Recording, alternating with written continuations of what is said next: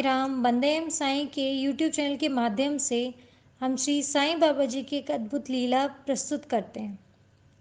श्री साईं बाबा जी की एक बेटी है जिसे बाबा जी ने बेटी का दर्जा दिया और उसने भी बाबा जी को आई बाबा या साईं बाबा की जगह आई कहना शुरू किया।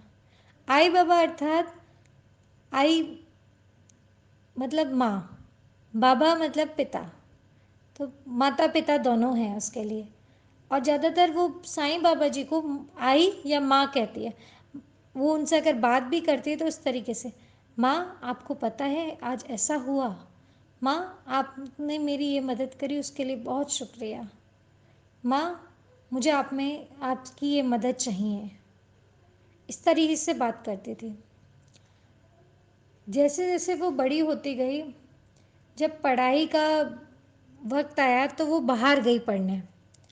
अपने कॉलेज, एक नए कॉलेज में गई और वहाँ के हॉस्टल में रहना शुरू की, गर्ल्स हॉस्टल में रहना शुरू करी। धीरे धीरे समय बीतता गया। अब नया माहौल, नया वातावरण उसे बर्दाश्त नहीं हो रहा था, अर्थात उसकी तबीयत वहाँ बहुत ख़राब हो गई। ये कंडीशन हो गई कि वो उठ के कॉलेज भी जाने लायक नहीं होती थी। कभी कभी ये हालत होती थी, कॉलेज अगर वो चली भी जाती थी तो उसे पूरा कॉलेज छोड़ के हॉस्टल आना पड़ता था, माफ़ कीजिएगा, हॉस्टल के कमरे में आके आराम करना पड़ता था। ऐसा नहीं है कि वो पढ़ाई नहीं करना चाहती थी, पढ़ती थी, मेहनत करती थी, कोशिश बहुत करती थी, पर उसकी बार बार तबीयत खराब हो रही थी और वहाँ की कोई भी दवाई उसे सूट ही नहीं कर रही थी। कुछ भी वो ले, लेकिन उसका अपना तबीयत में बुखार, जो बुखार में वायरल में होता है ना, आपकी पूरी बॉडी में दर्द होता है, वो भी उसे कंट्रोल में आ ही नहीं रहा था। और वो कितनी भी कोशिश करे, जब जब वो पढ़ने बैठे उसका तेज सर में दर्द, इतनी परेशानी कि वो बहुत ज़्यादा परेशान होना शुरू हो चुकी थी। धीरे धीरे वक्त बीतता गया। जब एग्ज़ाम्स आए उससे पहले ही उसने बाबा के आगे बैठी, आई मुझे आपकी मदद चाहिए, मैं कितनी कोशिश कर लूँ कुछ हो ही नहीं रहा है, अगर आप आज आओगे तभी मैं कुछ पढ़ पाऊँगी और आगे आने वाले एक हफ्ते बाद जो पेपर हैं मैं तभी लिख पाऊँगी। उसने ये कहा और बाबा जी की मूर्ति अपने सामने टेबल पे रखी और उनके सामने बैठ के बोली, आई आप ही मेरी गुरु हो, आप ही मेरे पिता हो और आप ही मुझे आके अब पढ़ाइए। मेरी क्लासेस तो सब चली गई, मैं पढ़ ही नहीं पाई, अब आप मुझे पढ़ाइए और तैयारी कराइए एग्ज़ाम्स की। और उसने पढ़ना शुरू किया। विश्वास कीजिएगा, जो जो वो पढ़ती वो सब कुछ उसे समझ में आना शुरू हो चुका था। कितना भी कठिन विषय था, लेकिन हर विषय में उसने बहुत ही अच्छे अंक से पास किया। इसी तरीके से पहला सेमेस्टर निकल गया। अब आया दूसरा सेमेस्टर। भाई आपको बताया था जैसे कि उसकी तबीयत ठीक नहीं रह रही थी, लेकिन वो अपने आई बाबा से इतना प्यार करती थी, सॉरी करती है, कि डेली वो मंदिर जो ज़रूर जाती थी। कॉलेज के बाद उसका एक नियम बन गया था, डेली कॉलेज करते ही तुरंत कॉलेज से बाहर जाना, बाबा से मिलना, बाबा को थैंक यू कहना, बात करना और वापस कॉलेज आ जाना। चाहे उसकी कितनी भी तबीयत खराब हो गई थी, लेकिन उसने जब मंदिर जाना शुरू किया तो इस तरीके से शुरू किया कि चाहे कुछ भी हो मुझे जाना है। और बाबा जी की मदद से वो उसमें सफल भी रही। तो जब वो उसने ये जाना शुरू किया सेकंड सेमेस्टर में जब वो गई और उसकी एक मेहनत करने के साथ साथ बाबा में विश्वास और ही बढ़ता गया। उसे विश्वास था कि मेरी किस्मत, मेरा वक्त, मेरा शरीर मुझे धोखा दे सकता है, मुझे दुनिया में हर कोई धोखा दे सकता है, पर साईं बाबा जी कभी नहीं धोखा दे सकते, उसके आई बाबा कभी साथ नहीं छोड़ेंगे। वो जाती थी और रोती थी, बाबा आई बाबा मेरी मदद कीजिए, मैं नहीं पढ़ पा रही हूँ, कितनी कोशिश करने के बावजूद कुछ नहीं पढ़ पा रही हूँ। मुझे पता है मेरे घर वालों ने कैसे फ़ीस भरी है, और अब आपका ही सहारा है, अब आप ही मुझे पढ़ा सकते हैं, प्लीज़ मेरी मदद कीजिए। इस तरह से वो डेली जाती और बात करती अपने आई बाबा से और आके पढ़ाई करती। धीरे धीरे उसकी अंदर सुधार आया, स्वास्थ्य में सुधार आया, लेकिन बहुत अच्छा सुधार नहीं था। फिर जैसे जैसे वक्त बीतता गया, पहला एग्ज़ाम हुए और उसने वहाँ टॉप किया, हर सब्जेक्ट में 100% मार्क्स। वो उसके साथ साथ उसके पूरे क्लास के सब शौक कि ये वो बंदी है जो क्लास अटेंड कर ही नहीं पा रही थी, और उसने टॉप करा आज। अब वही बाबा का आशीर्वाद है, बाबा का आशीर्वाद अपने बच्चों के साथ होता है। वो तो कहते हैं तुम मेहनत करो, मैं तुम्हारे साथ खड़ा हूँ। और उसी साल ऐसा कुछ हुआ कि उनके डिपार्टमेंट के हेड ने ये निर्णय लिया, जो जो बच्चा टॉप करेगा उसको हम एक चेक से पुरस्कृत करेंगे। और उसके क्लास से, उसके बैच से उसे एक चेक मिला जो कि उसका पहला प्राइज़ था। और वो चेक लेके जिस दिन मेला बाबा के पास गई और बाबा के चरणों में चेक रख के बहुत रोई कि बाबा अगर आप नहीं होते, मेरी माँ अगर आप मेरा साथ नहीं देने आती तो ये चेक मुझे नहीं मिला होता। ये आपने दिया है, ये आपका आशीर्वाद है। मैं तो इतनी हिम्मत नहीं कर पा रही थी कि अपने कमरे से, हॉस्टल के कमरे से उठ के क्लास तक जा सकूं, और आज आपने मुझे टॉप करवा दिया। और उस दिन वो कहती है कि उस दिन उसे बाबा हंसते हुए नजर आ रहे थे मूर्ति में। ऐसा लग रहा था देख बेटी तूने विश्वास किया और मैंने तेरा साथ दिया। वो कहते ना बाबा ने क्या कही है, श्रद्धा सबूरी। उसने श्रद्धा भी रखी और उस श्रद्धा को बाबा जी ने संभाला भी, विश्वास को बढ़ाया भी। फिर क्या होता है, जैसे जैसे आगे पढ़ाई बढ़ती है, अगले जब एग्ज़ाम होते हैं उसमें इसकी तबीयत बहुत ज़्यादा ख़राब हो जाती है। हॉस्टल में एक लड़की को चिकन पॉक्स हुआ था।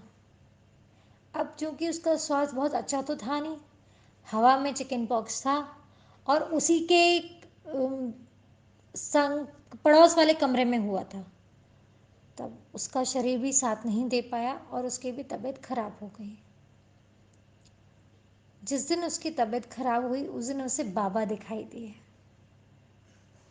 सुबह पेपर था, और तबीयत भी आप ये देखिए, जो हमारे कॉलेजेस में जो छोटे छोटे एग्ज़ाम्स होते हैं ना, उसी के बीच में हुई। और क्या होता है, जिस दिन तबीयत खराब हुई उसे ये याद था वो पढ़ते पढ़ते थोड़ी देर के लिए बेहोश हुई है और उसे बाबा दिखाई दिए हैं। और बाबा भी ऐसे दिखाई दिए हैं जैसे कि किसी ने उसके कमरे का गेट खोला है और बाबा रेड कलर की ड्रेस में पे खड़े हैं, जैसे वाइट कलर की कफनी होती है ना, उस दिन वो रेड कलर की ड्रेस में खड़े थे, रेड कलर की कफनी में। और उसकी तुरंत आँख खुल गई, बोली, और वो बहुत खुश, अब मेरे बाबा आ गए हैं, मेरा एग्ज़ाम मैं पढ़ पाऊँगी। मैं, क्योंकि होता ये था कि उसकी तबीयत इतनी ख़राब हो जाती थी वो पढ़ भी नहीं पाती थी, और उसे ये बात का बहुत भरोसा था कि अगर मैं पढ़ूंगी नहीं तो बाबा मेरी मदद कब करेंगे। वो कहावत है ना कि भगवान जी मदद तब करने आते हैं जब आप अपनी खुद की करते हैं। तो वही हुआ, उसका विश्वास बढ़ा, उसने पढ़ाई शुरू करी, और उस दिन उसे इतना तेज़ बुखार था कि उसका शरीर साथ नहीं दे रहा था। सुबह पेपर था, शाम को उसे अपने घर के लिए ट्रेन से निकलना था, और ये हालत हो गई कि उसे कुछ कर ही नहीं मिल रहा था। बड़ी मुश्किल से पढ़ के जैसे तैसे वो पेपर देने गई। जब वो पेपर दे के आई, शाम को इतना ज़ोर का बुखार चढ़ा, लेकिन वो होता है ना, हॉस्टल के जितने बच्चे होते हैं सबको खुशी होती है अपने घर जाने की, तो उस खुशी में बुखार तो था ही था, उसने अपना तैयारी करी और घर के लिए आ गई। घर आई तो होली थी उस वक्त, होली पे आना था उसे घर। होली पे आई तो उसकी तबीयत, होली के बाद उसकी तबीयत बहुत फिर ख़राब हुई और उसे चिकन पॉक्स हो गया। चिकन पॉक्स के चलते चलते 15 दिन बीत गए। उसके सब कॉलेज में खबर पहुंचा दी गई कि उसकी तबीयत बहुत ख़राब हो गई है। फिर जैसे 15 दिन बीत गए, बाबा जी हैं, वो बाबा जी पे बहुत विश्वास करते, लगातार उदी जल लेती रही। उदी जल से जब वो ठीक होनी शुरू हुई तो फिर जाने का, कॉलेज के जाने का नंबर हुआ, लेकिन उसका फिर तबीयत एक बार ख़राब हुई। तो फिर ये निर्णय लिया गया इसे अभी नहीं भेजना है।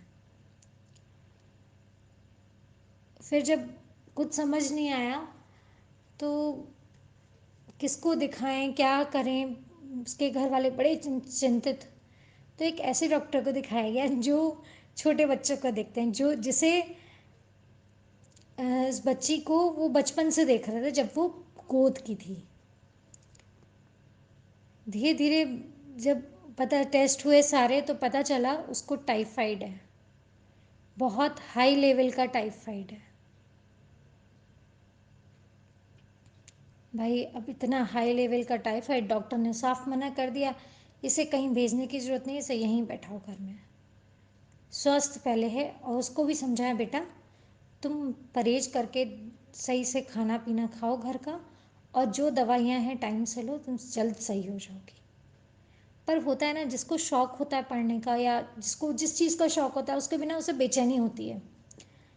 तो जैसे तैसे 15 दिन फिर बीत गए। अब उसको ये खबर मिली कि उसके 1.5 हफ्ते बाद कॉलेज में फिर से एग्ज़ाम है, जो कॉलेज में इंटरनल एग्ज़ाम्स होते हैं ना, फुल कोर्स का, पूरे कोर्स का होता है, पूरे विषय का। तो भाई ऐसा है तो उसके अंदर बेचैनी है, उसने घर में कहा मुझे वापस जाना है। फिर डॉक्टर को दिखाया गया तो डॉक्टर ने तो मना कर दी, नहीं बेटा तुम जाने लायक नहीं हो अभी, और अभी परहेज नहीं किया तो प्रॉब्लम हो जाएगी। वहाँ तो वो कुछ बोली नहीं, घर आके बोलती है मम्मी मुझे जाना है, मुझे मेरे अपने आई बाबा पे बहुत भरोसा है, मुझे जाना बहुत ज़रूरी है, मेरे पेपर सब ख़त्म हो जाएंगे, मेरी ये सपना है पढ़ाई करना, मेरी पढ़ाई रह जाएगी। उसने बहुत कोशिश करी और घर वालों को मना लिया, और घर वालों में पेपर देने गई। जब वो पेपर देने गई, इस बार उसने सेकंड रैंक से टॉप किया। फर्स्ट रैंक भी किया था, 1 नंबर से पीछे रह गई थी, बस सेकंड रैंक से टॉप किया। और इसका वही जो नियम बन गया था ना कि बाबा के मंदिर जाना है, चाहे टाइफाइड हो कुछ हो, वो जाती थी। सब ने मना किया, उसके क्लास में सब उसको रोकते रहे। फिर कुछ लोग संग जाना भी शुरू किए कि भाई अकेले जा रही है, तबीयत खराब है, लेकिन उसका विश्वास नहीं, मुझे बाबा से मिलने जाना है, मुझे बाबा से मिलने जाना है, मेरे बाबा मेरे हैं, मेरे साथ खड़े, मुझे जाना है। फिर ऐसा हुआ कि पेपर हुए, सेकंड रैंक आई। उसके बाद एक अनाउंसमेंट आती है डिपार्टमेंट में कि भाई इस पिछली बार जब प्राइज़ दिया गया था तो सिर्फ टॉप करने वाले बच्चों को दिया गया था, अब इस बार जो दिया जाएगा तो फर्स्ट रैंक और सेकंड रैंक दोनों को दिया जाएगा। और इस बार भी बाबा की कृपा से उसे एक चेक मिला कॉलेज से। अब जैसे तैसे उसकी पढ़ाई इसी तरह चलती रही। बाबा के आशीर्वाद से उसने हर जगह अपने विश्वास के साथ बहुत मेहनत करी, क्योंकि वो पता है पहले इस बात से परेशान थी कि मैं पढ़ ही नहीं पाती हूँ, जब मैं पढ़ूंगी ही नहीं तो पेपरों में लिखूंगी क्या।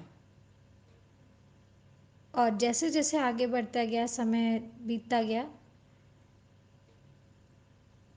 उसने हर जगह बहुत अच्छे अंकों से अपना पूरा कोर्स किया। और जब उसका रिज़ल्ट आया, पूरे कोर्स का रिज़ल्ट आया, तो परसेंटेज थी 79.2।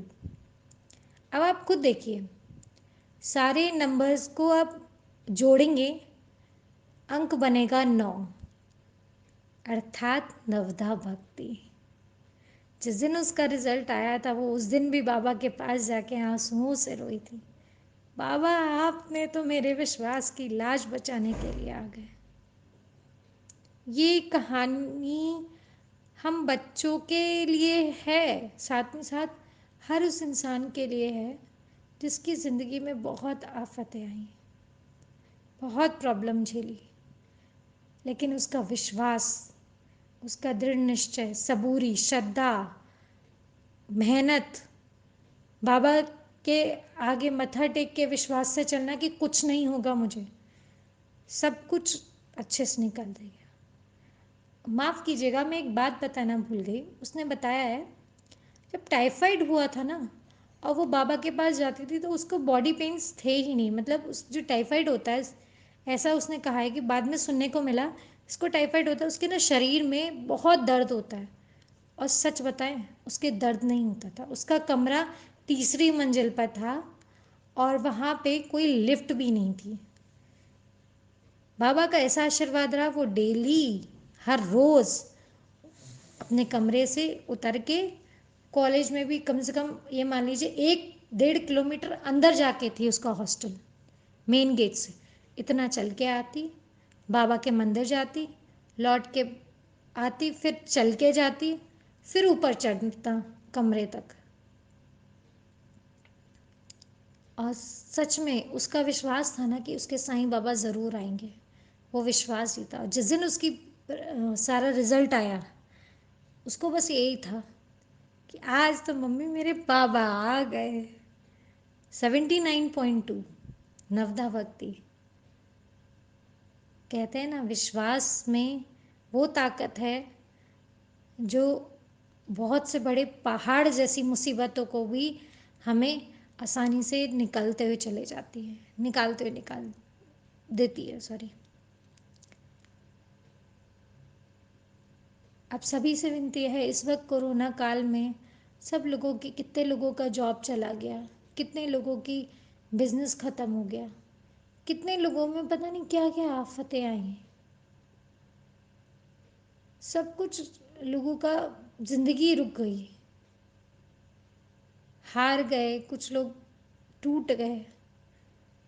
तो आप सबको इस कहानी के माध्यम से ये बताना चाहेंगे हम, हारिए नहीं।